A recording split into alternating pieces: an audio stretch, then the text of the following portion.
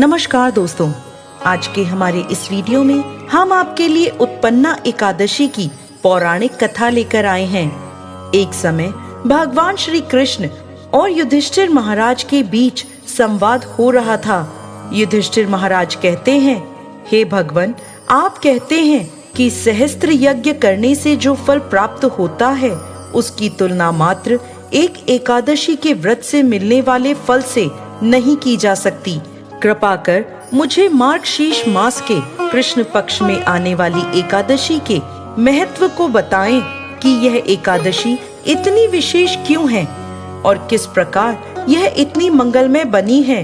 इसके उत्तर में भगवान श्री कृष्ण कहने लगे, मार्गशीर्ष मास में कृष्ण पक्ष में आने वाली एकादशी पर एक भक्त को एकादशी व्रत करना प्रारंभ करना चाहिए। इसे उत्पन्ना एकादशी कहते हैं। इस प्रकार भगवान ने उत्पन्ना एकादशी की व्रत कथा शुरू करी। सतयुग में एक समय मूल नाम का एक अत्यंत भयानक दानव रहता था, जिसने अपने क्रोध और बाहुबल से स्वर्ग के राजा इंद्र सहित समस्त देवताओं को पराजित करके अपने नियंत्रण में कर लिया था।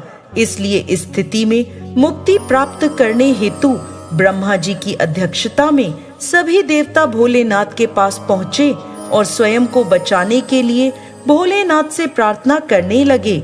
तब भगवान शिव बोले, हे देवराज इंद्र, इस घोर कष्ट की स्थिति में आपको केवल भगवान श्री हरि मुक्ति प्रदान करा सकते हैं। इसलिए आप उनकी शरण में जाइए, वो अवश्य आपको संरक्षण प्रदान करेंगे।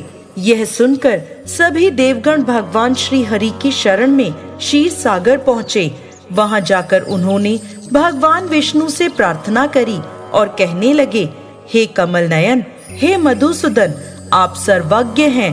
आप सदैव अपनी शरण में आने वाले की रक्षा करते हैं। हे प्रभु, ब्राह्मण कुल में नाड़ी जंग नामक एक शक्तिशाली दैत्य उत्पन्न हुआ था, जिसने सभी देवताओं का संहार करने की प्रतिज्ञा ली थी, जिसका पुत्र है मूर दैत्य।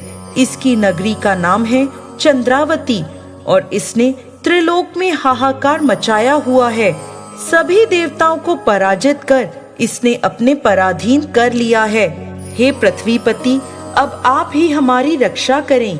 यह सुनकर भगवान श्री हरि क्रोधित हो गए और उन्होंने सभी देवताओं से कहा कि वो इसी क्षण चंद्रावती पर आक्रमण करें और भगवान स्वयं इस युद्ध का नेतृत्व करेंगे।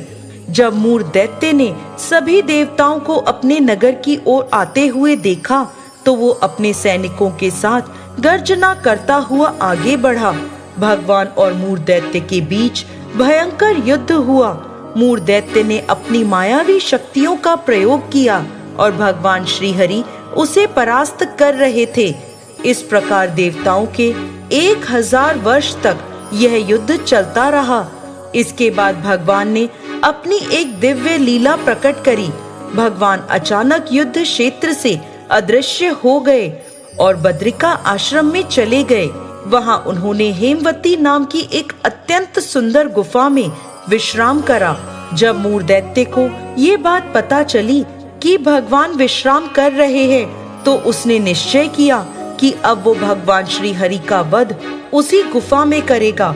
ऐसा निश्चय कर वो गुफा में पहुंचा। उसी समय भगवान के शरीर से एक अति तेजमय कन्या उत्पन्न हुई। यह बिजली के समान तीव्र और समस्त अस्त्र शस्त्रों से सुसज्जित थी। इस कन्या ने मूर दैत्य को युद्ध के लिए ललकारा। इसे देखकर मूर भी आश्चर्यचकित हो गया। वो युद्ध की ललकार को भी अनसुना नहीं कर पाया। उसने भगवान को छोड़कर उस कन्या से युद्ध प्रारंभ कर दिया। अचानक उस कन्या की कांति ने मूर दैत्य का नाश करते हुए उसका सिर धड़ से अलग कर दिया, जिससे उसकी मृत्यु हो गई। जैसे ही उसकी मृत्यु हुई, भगवान श्री हरि निद्रा से उठते हैं और उस तेजस्वी कन्या से पूछते हैं, देवी, आप कौन हैं और इस असुर का वध किसने किया? तब वह अपने हाथ जोड़कर विनम्रता से कहने लगी, हे पूर्ण पुरुषोत्तम भगवान श्री हरि, मैं आपके ही दिव्य शरीर से उत्पन्न हुई हूँ और यह असुर आपको क्षति पहुंचाना चाहता था, इसलिए मैंने इसका वध कर दिया।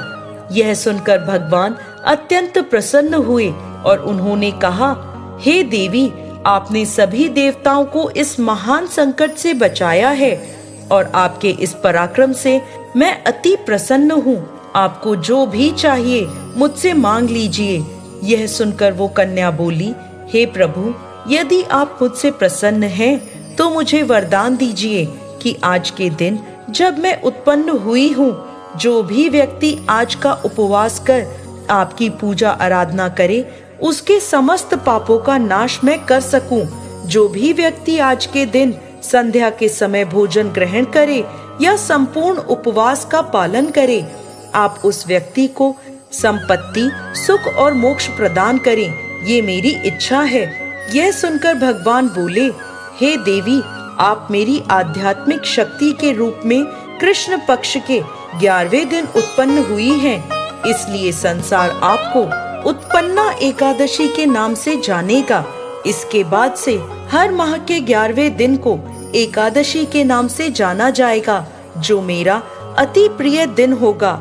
इस दिन मेरी पूजा अर्चना करने वाले को सर्व सुख और मोक्ष की प्राप्ति होगी। जय श्री हरि विष्णु।